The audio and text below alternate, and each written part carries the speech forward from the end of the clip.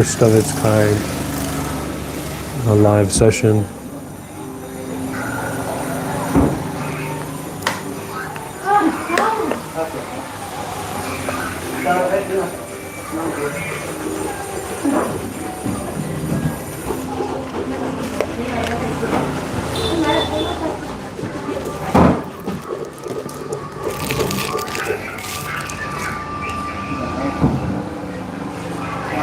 Today it's cold and raining.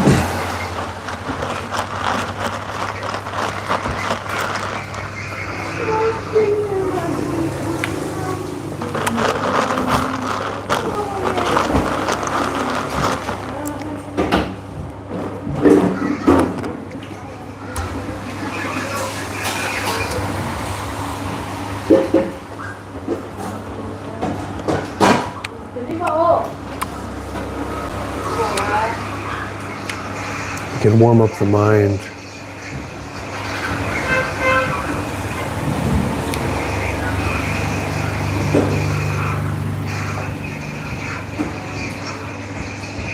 By concentrating on just being aware.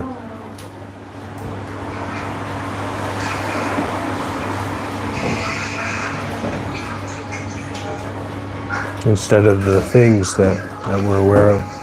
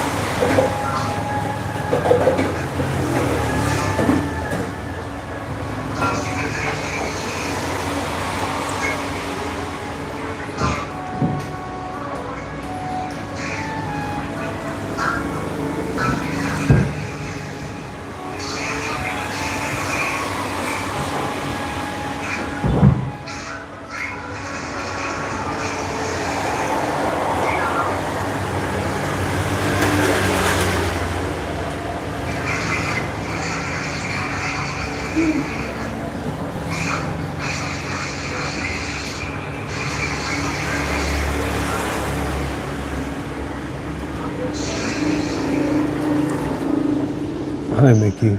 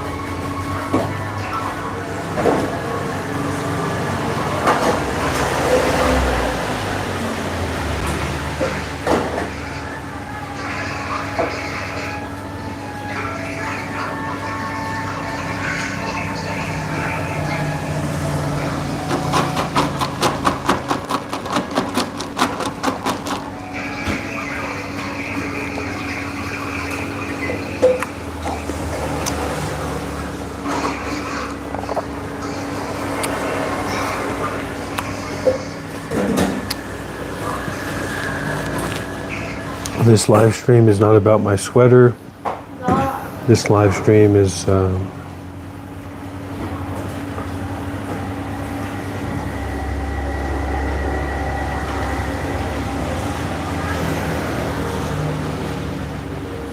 hi there, Bats. Thank you. That's very kind of you.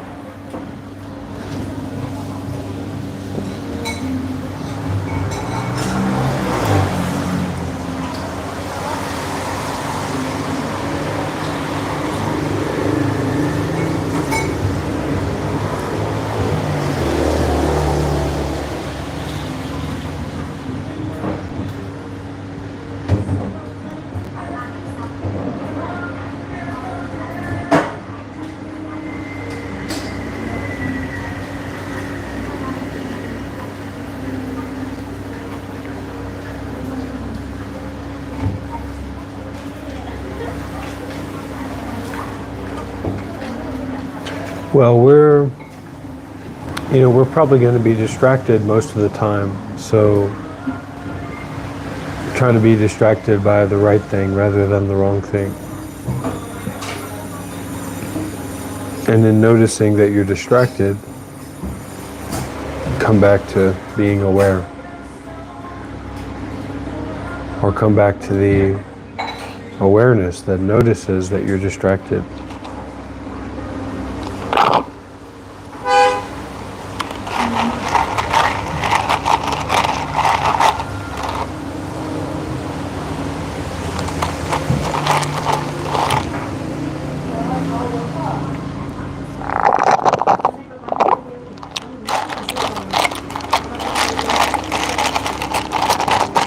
It's not about appearances.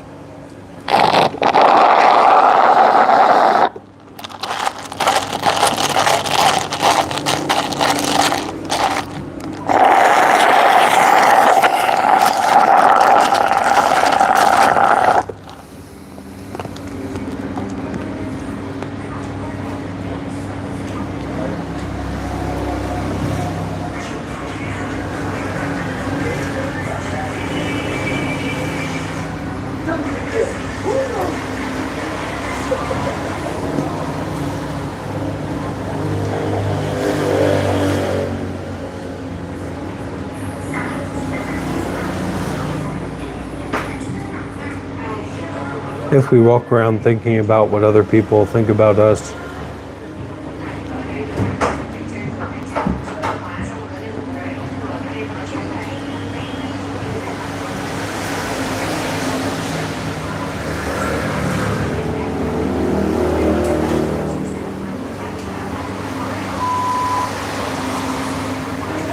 and you've got to think in terms of a spiritual work or our cultivation, dealing with the mind. This whole world that we now live in, this whole society that we now live in is based on agriculture or farming. So that means that you prepare a soil, you plant the seeds, you take care of the seeds grow, and then you collect them.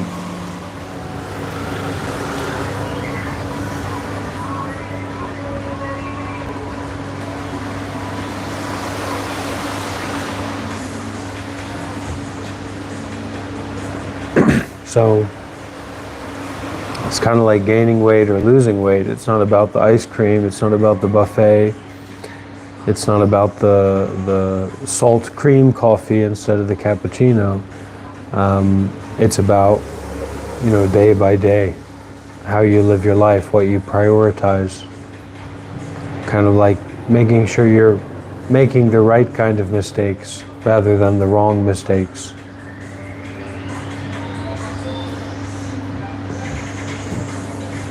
Eating the right kind of wrong food instead of the wrong kind of wrong food.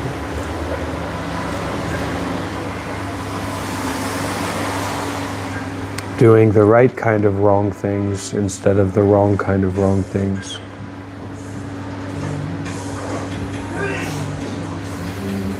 In general. And then as much as we can, not be distracted and do our meditation or go for a run or do the really right things, then do that.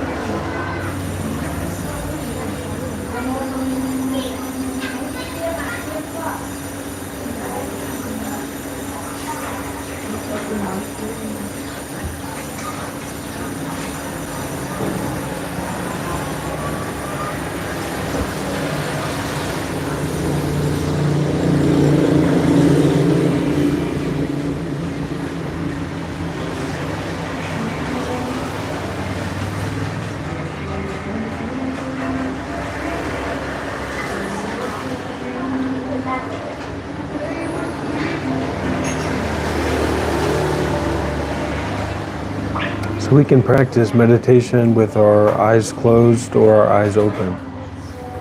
It doesn't have to be one or the other.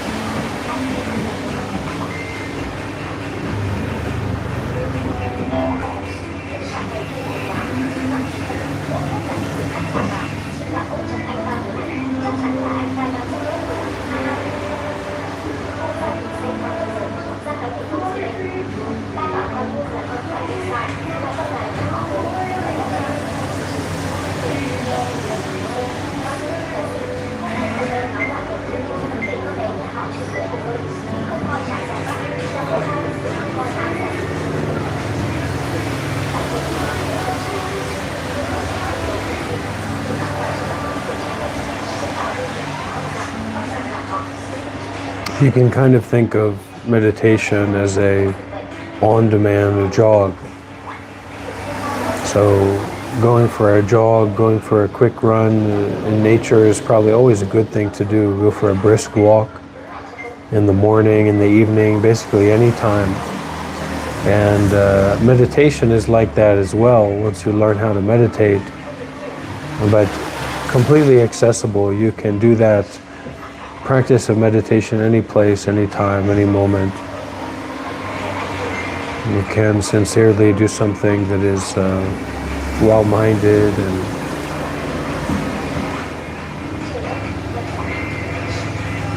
refreshing and freeing for the heart.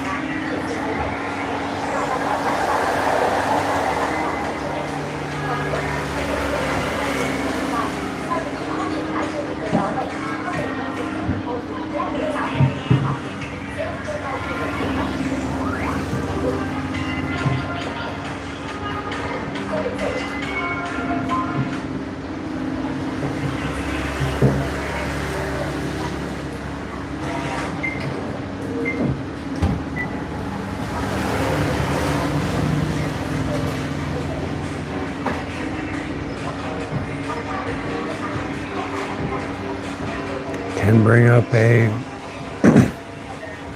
sense of gratitude for all of the good things, good opportunities, the health, the wealth,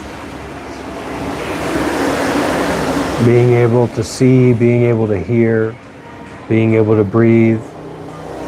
Yeah, you can remember how difficult it is when you are sick, when you are going through that kind of mental sickness or physical sickness of the body, how difficult that is. And so really that energy of gratefulness is very powerful, and we can ascend, we can go above our small-minded negative thinking.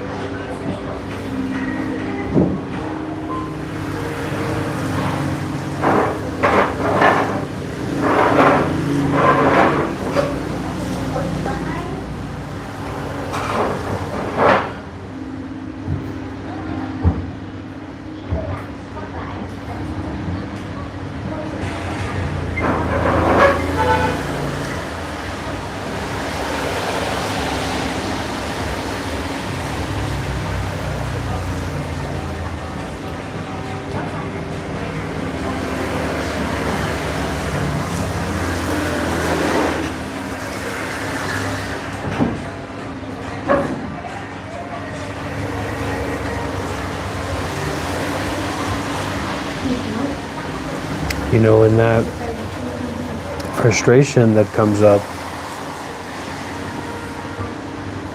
in life, sometimes in meditation as well, when things aren't going the way we'd like for them to go.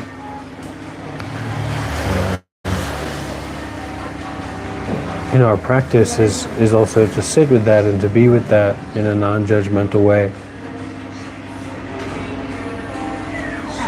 Kind of like not to be so convinced about the thoughts going through the mind. Not to be so convinced by, you know, that feeling that we need to feel a certain way. And coming back to our center.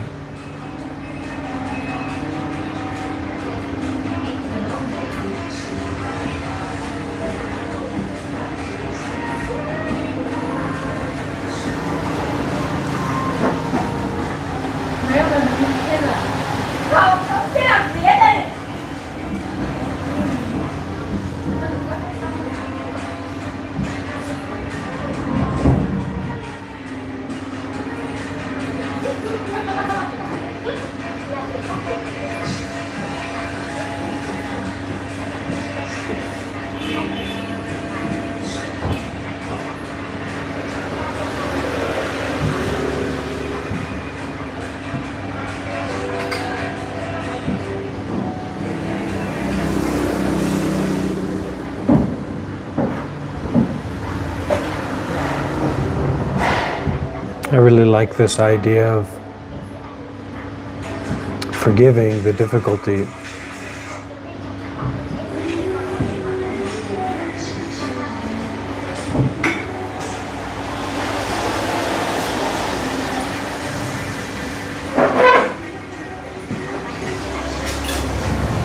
Not holding a grudge against our own negative experiences that we go through during the day or the week or moment by moment.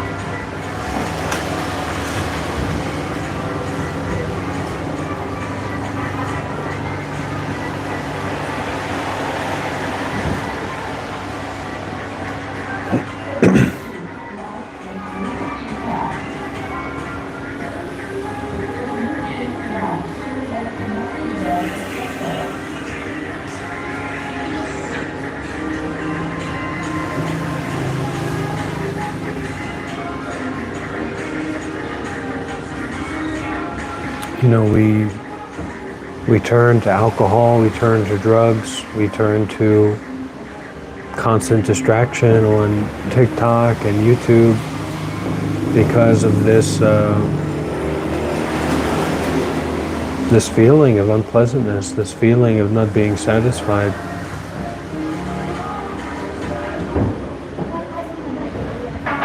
And when we can turn that habit energy around to really face and be with whatever is there, that unpleasantness, that difficulty, that's the only way to actually transform it and learn from it and grow from it, instead of continuing to bury ourselves, to dig down this path of distraction and consumption.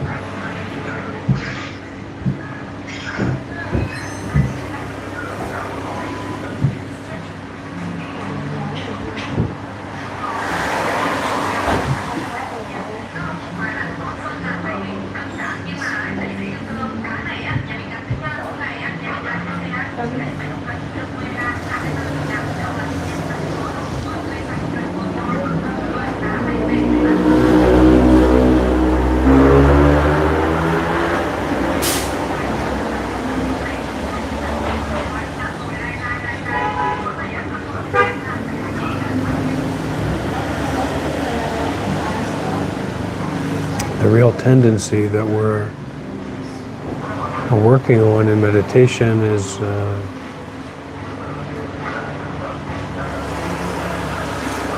this seeking and this desire for something special.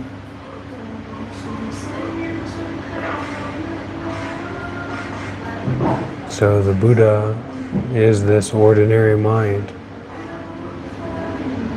kind of like white rice. And we think it's a little bit disappointing or uninteresting to sit and just eat white rice.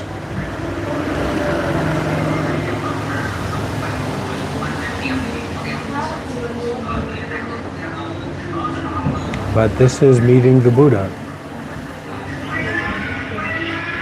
This is meeting freedom from desire.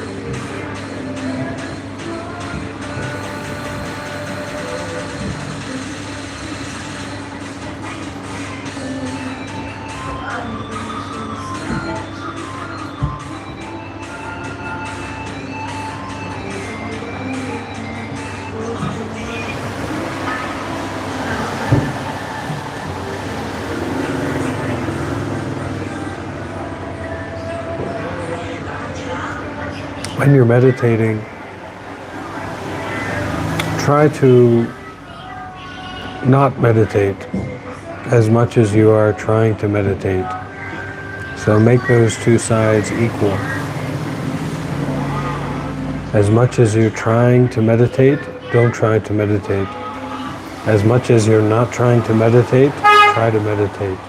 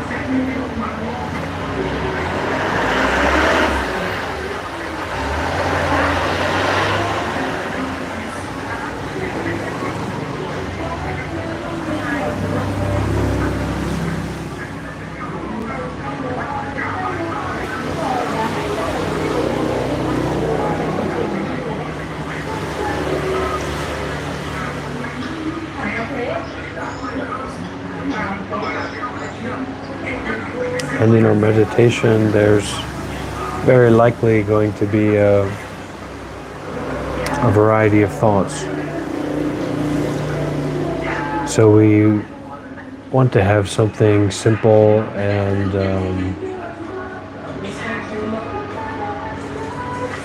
constantly accessible to come back to take refuge in. So that can be the sense of just being aware.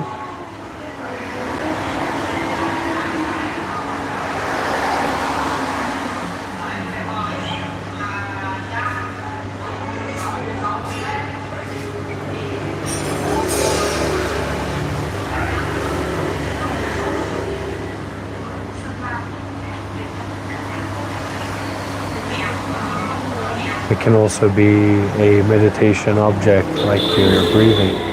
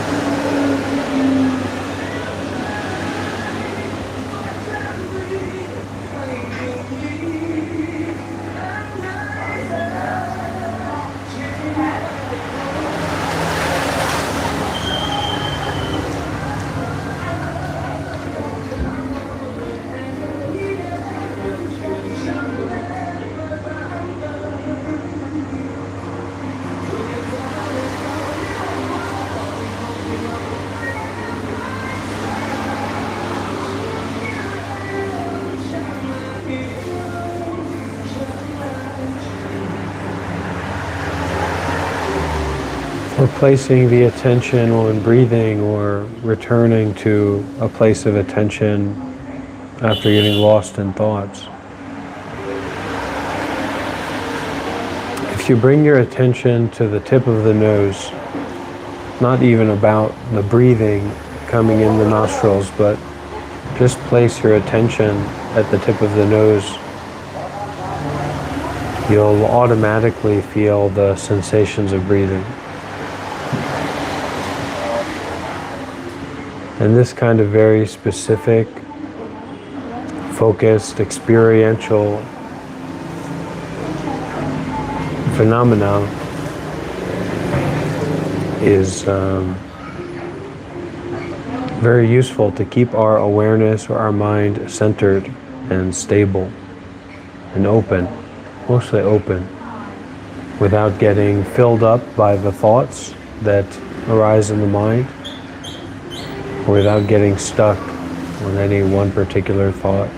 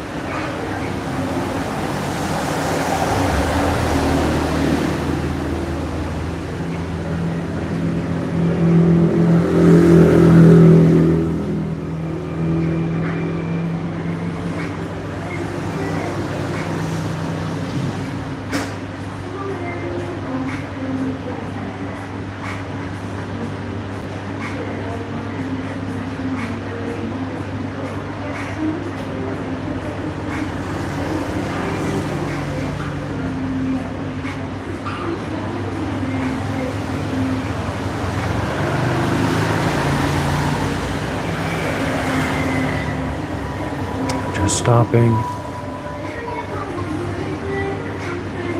as if you were driving a car and you decided to stop.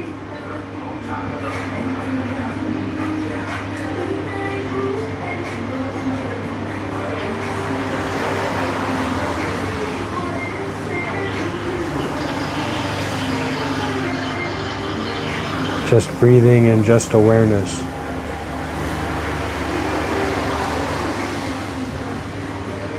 Shifting from being someone doing something or being someone experiencing something to just presence. Just presence, breathing.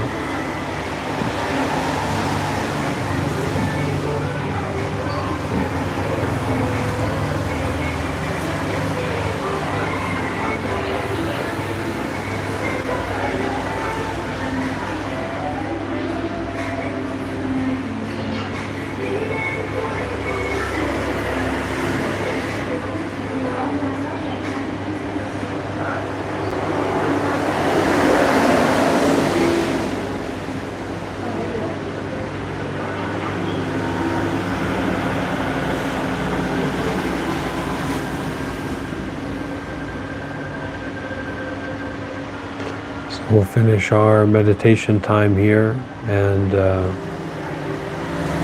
open the space if anyone would like to ask a question or share anything.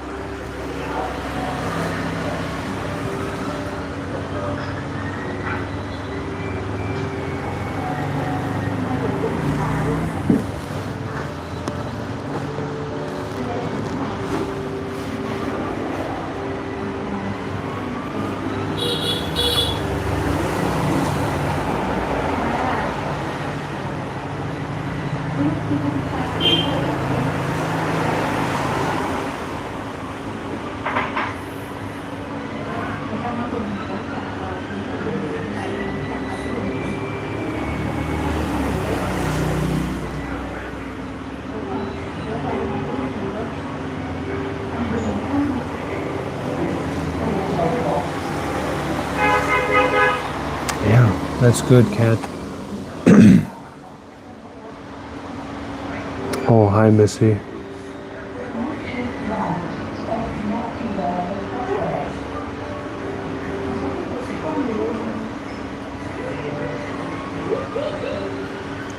So this person, they had a question, and they had a chance to ask this question to a great master. They said, "Great master, what is the dividing line between the ultimate truth and the ground of all being? What is the dividing line between the other shore and this shore? What is the dividing line between enlightenment and suffering? What is the dividing line between dullness and wakefulness? What is the dividing line between pain and pleasure?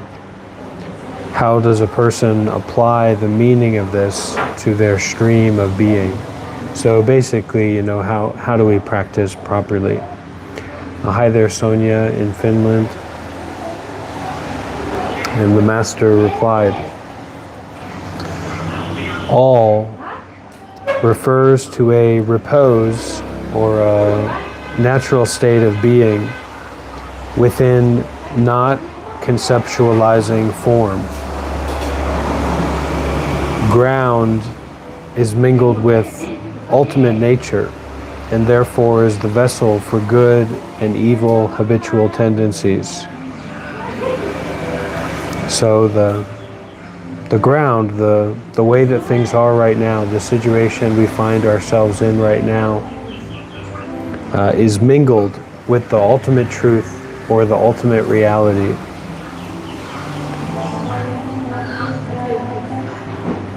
And this is therefore the vessel, the container, this relative and absolute reality for the good and evil habitual tendencies.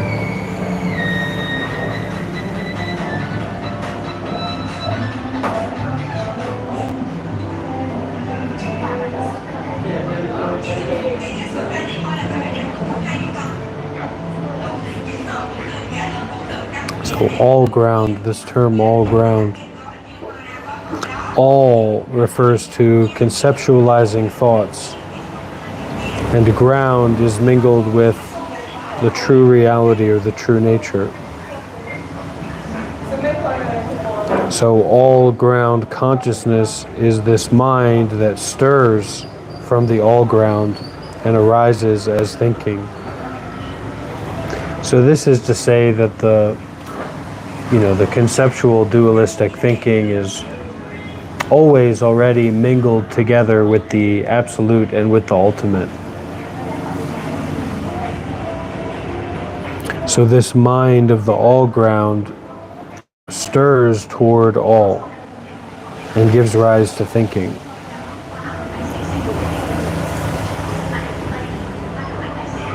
So this blender full of the relative and the absolute,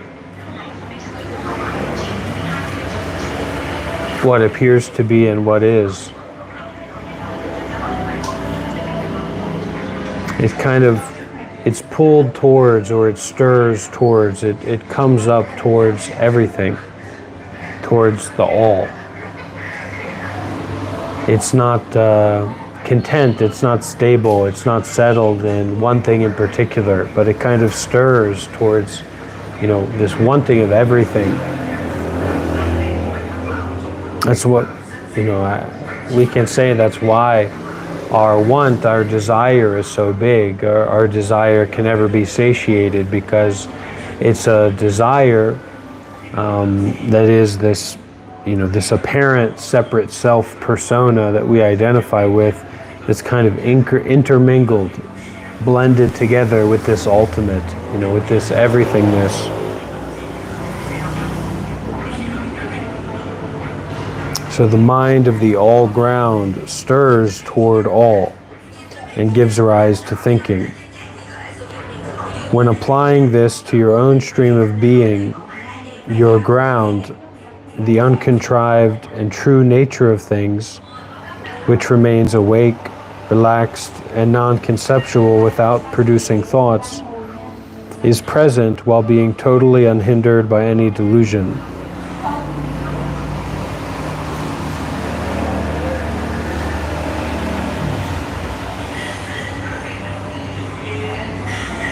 So this real aspect of ourselves, our true ground, is this uncontrived and true nature of things, which remains awake, relaxed, and non-conceptual without producing thoughts.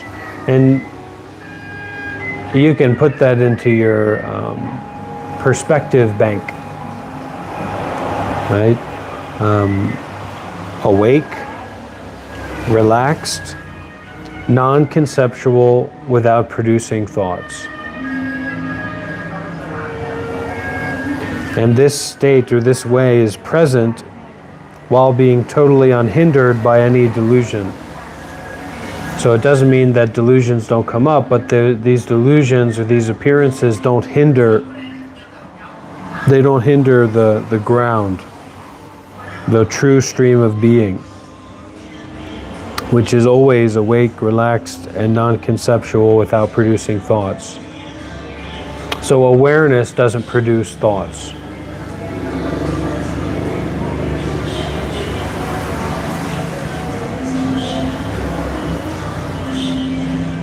Awareness is the unproduced, the ground, the nature, the already, the boundless. So look into the all and this ultimate nature, which is not composed of relative mental objects, is an emptiness that is not composed of anything whatsoever. That is known as the key point of the relative naturally dissolving into the ultimate. So looking into the all of the mind field, looking into the all of your quote-unquote self.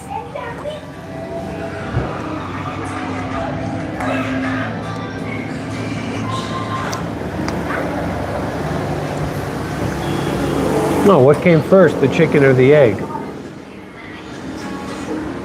There's no such thing as a chicken, there's no such thing as an egg.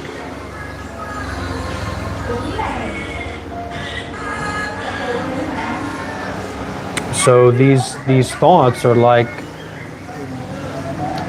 you can say, the flap of a bird's wings.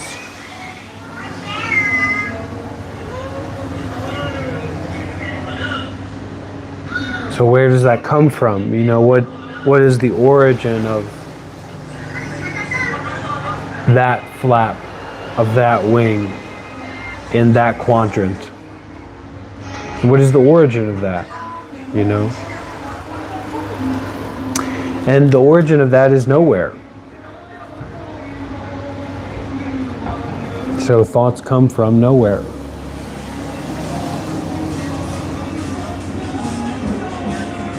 Well, this focus on the all, okay,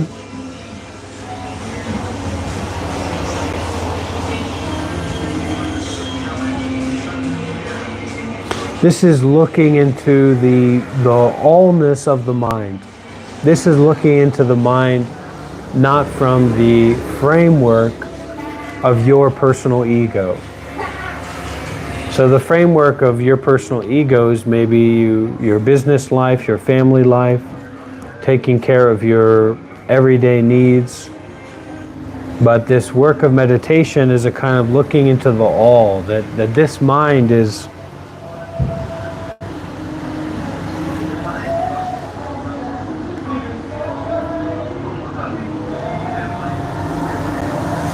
so this all here is referring to a repose within not conceptualizing form. So settling into a state which no form is conceptualized. So awareness of form, awareness of phenomena without conceptualizing those phenomena, awareness of thoughts, awareness of the experience without conceptualizing any aspect of it.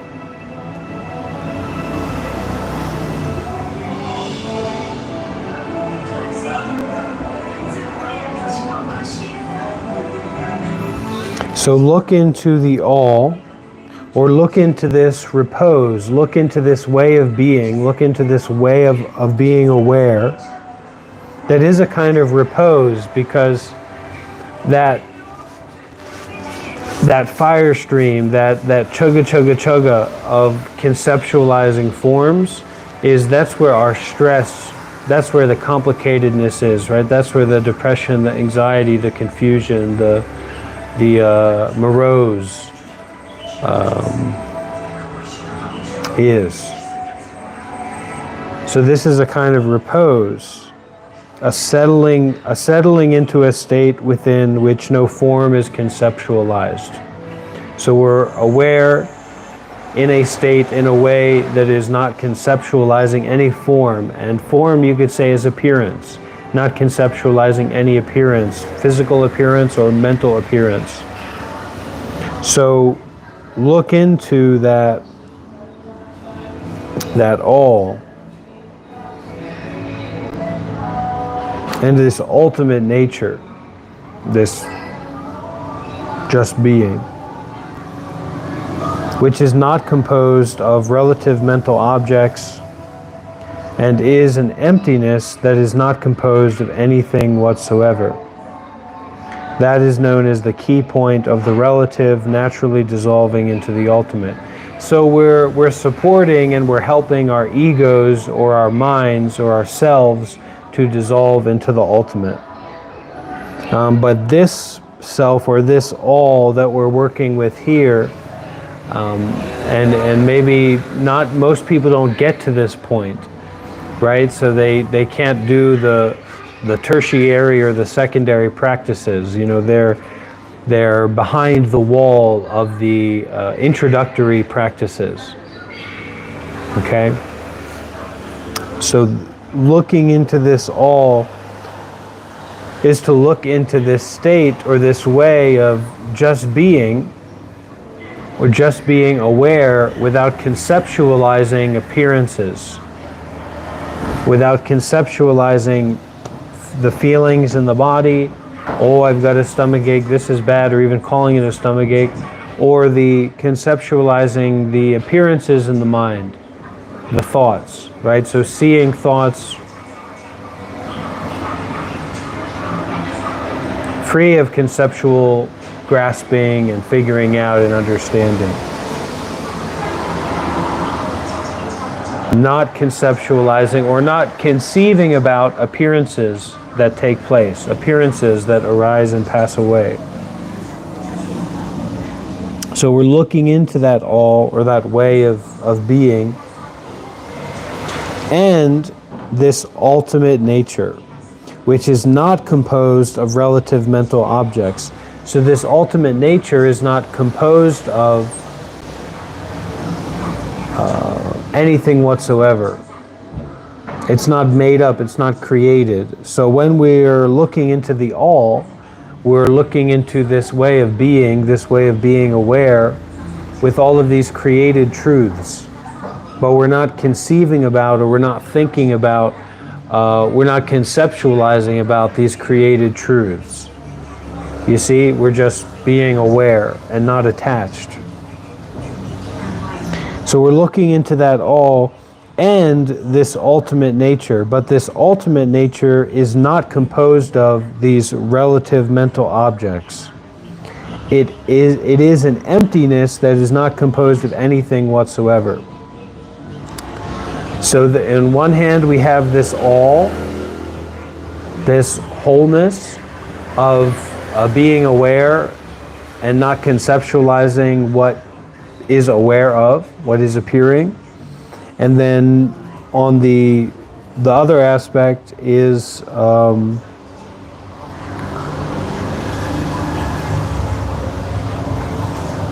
also look into this ultimate nature, which basically has nothing, is not composed of anything, doesn't have any apparent qualities.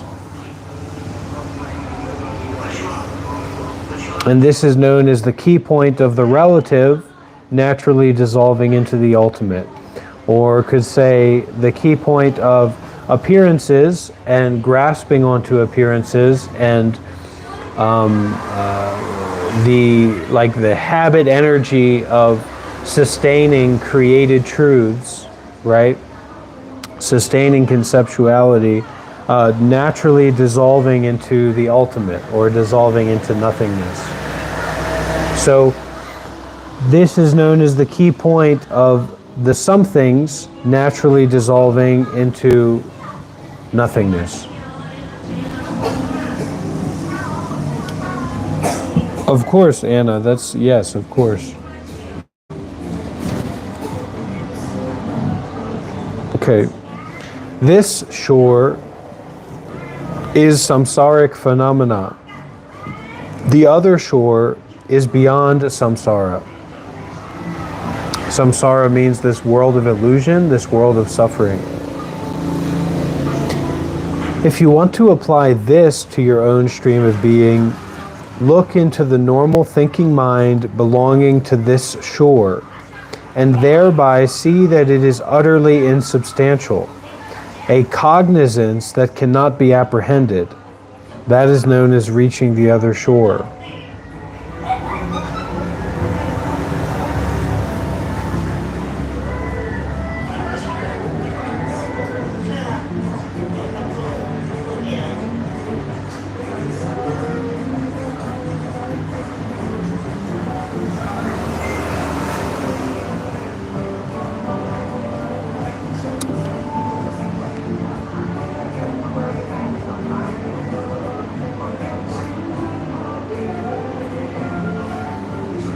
Okay, this shore is the world of suffering. The other shore is beyond suffering. If you want to apply this to your own stream of being, look into the normal thinking mind belonging to this shore, and thereby see that it is utterly insubstantial, a cognizance. We can also call that a knowledge or an awareness that cannot be apprehended, cannot be grasped, cannot be understood, And that is known as reaching the other shore.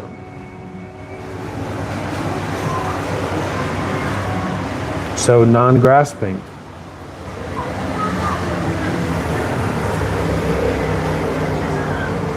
Non-grasping is the other shore.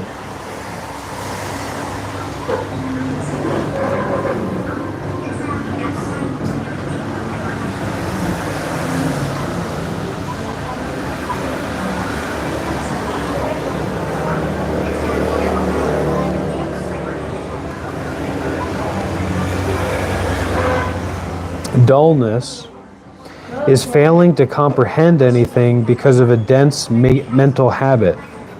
Wakefulness clears the obstruction for seeing it as it is. Right? That makes sense. Like when you're sleepy in the morning. Dullness is failing to comprehend anything because of a dense mental habit. Wakefulness clears the obstruction for seeing it as it is. If you want to apply this to your own stream of being, look into this unknowing, uncomprehending mind itself, and hereby the very absence of questioning whether mind understands or doesn't is known as the key point of dullness dissolving into wakefulness. That's remarkable. Remarkably interesting. So if you want to apply this to your own stream of being, look into this unknowing, uncomprehending mind itself, and hereby the very absence of questioning whether mind understands or doesn't is known as the key point of dullness dissolving into wakefulness. So I think the pointer here is to actually turn that mind into or onto itself. That mind of sleepiness, that mind of dullness. Yeah. So this mind of dullness is an unknowing, uncomprehending mind, right? Sleepy time mind. So look into that mind itself, and thereby, it says hereby, but maybe thereby, the very absence of questioning whether mind understands or doesn't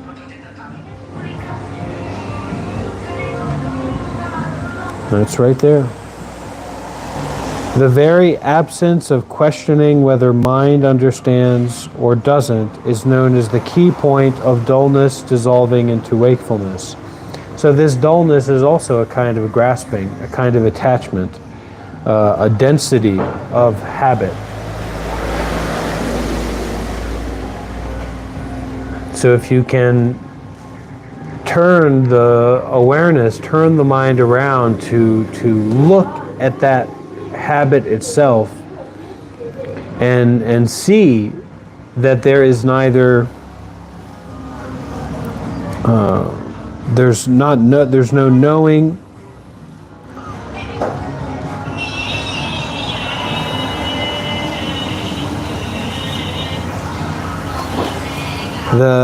the absence of questioning whether the mind understands or doesn't.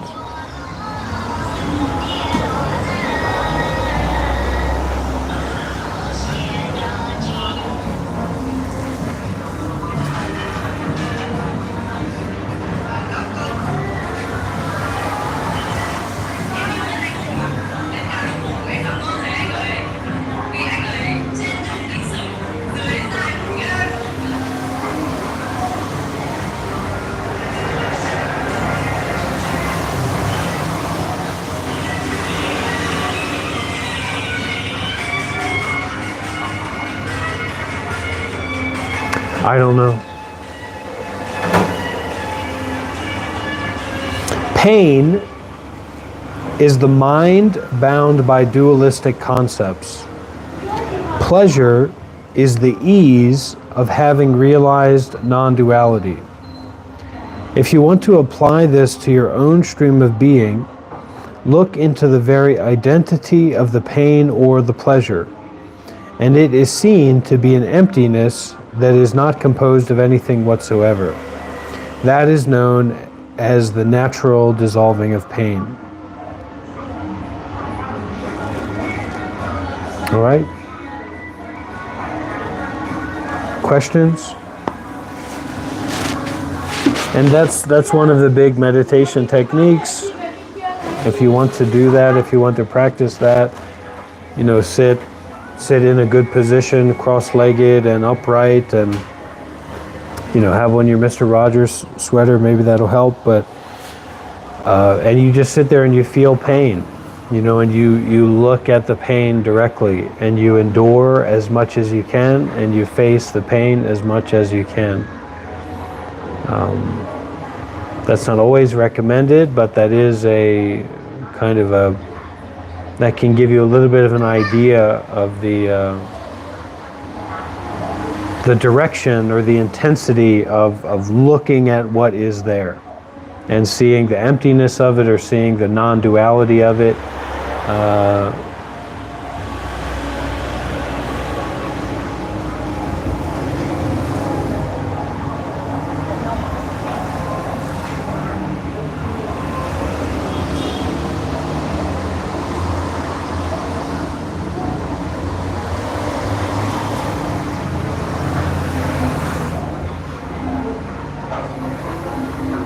Life is shit.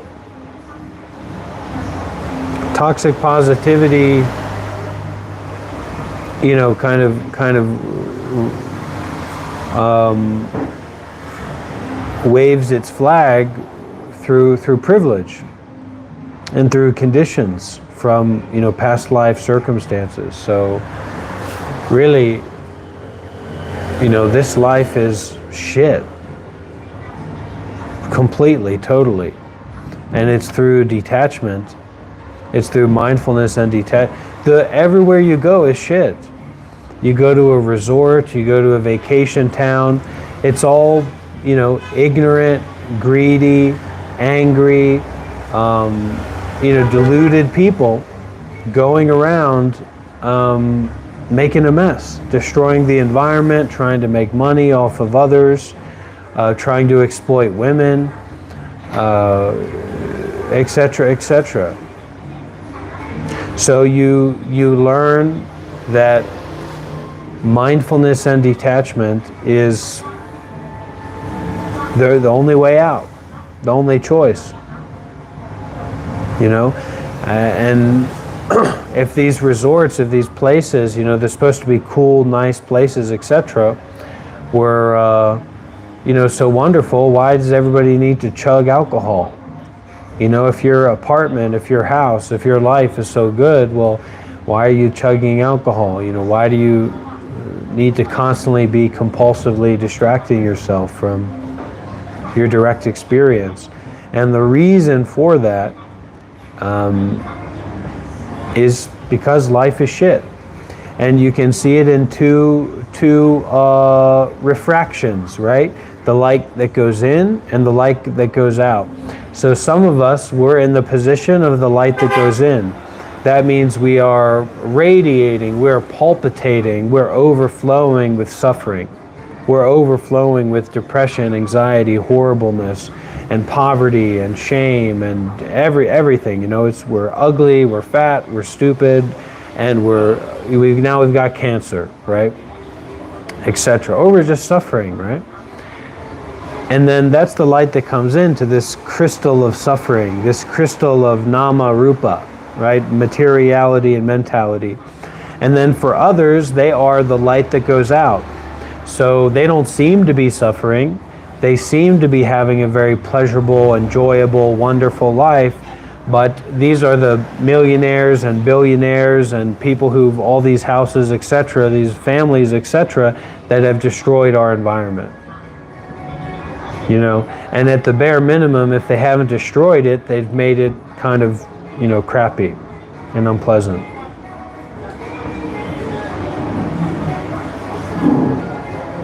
And those people also will have to come back into the crystal. They will have to come back into the inside as well. They will have to suffer very intensively as well towards the end of their life or whatever. When they get sick, when they're not beautiful anymore, when they're old, when they have some revelation, something happens in their lives, and then that suffering is very intense, and they don't know how to deal with it. So this is where you get, big celebrities ending their own lives and all that kind of stuff.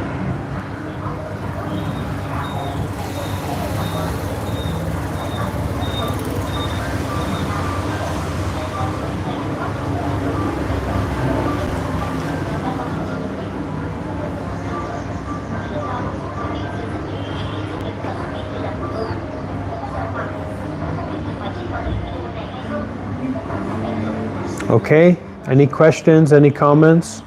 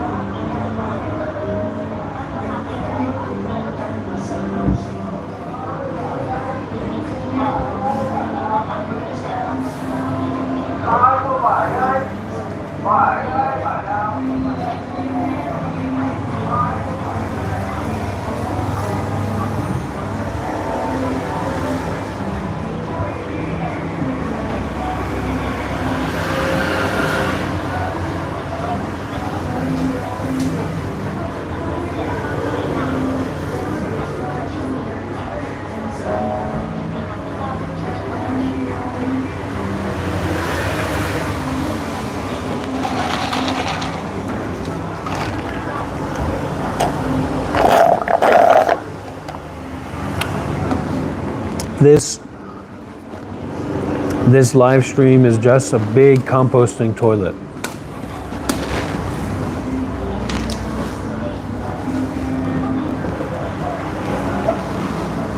Oh.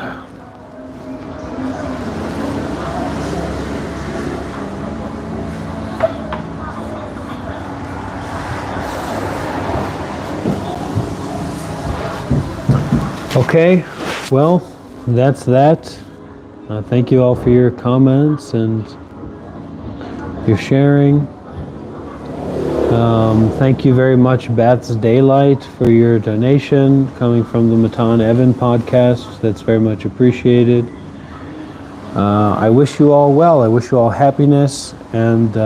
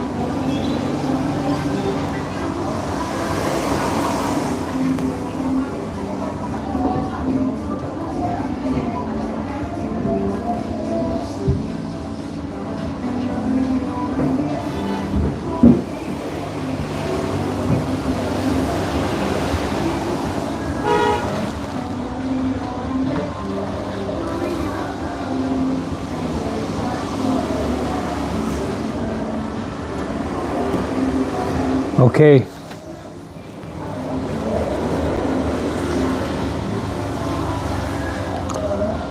Hasta la vista.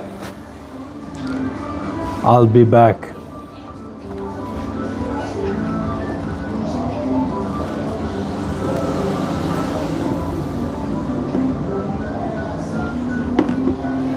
But maybe there is something else to look into here.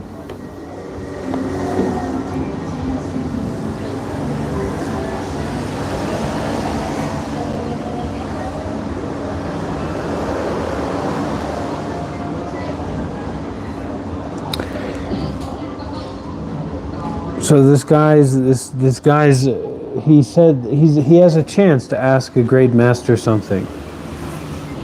And so he asked the great master, what is the dividing line between hate and love?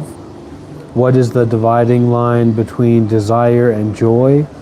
What is the dividing line between self and other? What is the dividing line between good and evil actions? And how does a person apply the meaning of this to their stream of being? So he asked, and the great master replied, hate is loathing another object. Love is adoring another object. When applying this to your own stream of being, look into the object of hate as well as your own mind that feels it, and see that they have no identity but are empty. The hated enemy is therefore your mind. Very important and maybe disappointing teaching for those of us who really love to, feel righteous animosity or hate. So the hated enemy is therefore your mind. When you look into the object of love, it is also seen to be mind. Since this empty mind is not composed of either enemy or friend, that is the key point of hate and love naturally dissolving. Desire is when a thought moves towards an object and the mind is attached to and yearns for a certain thing. Joy is a delighted frame of mind. When applying this to your own stream of being, look into the mind that feels desire and see that it is mind that perceives the attractive object, person, or property. It is also the mind that feels joy and delight. Since both instances are one in being mind, and since this mind is not made out of any identity whatsoever, desire and delight naturally dissolve. Dissolve. Dissolve. Okay. See you next time.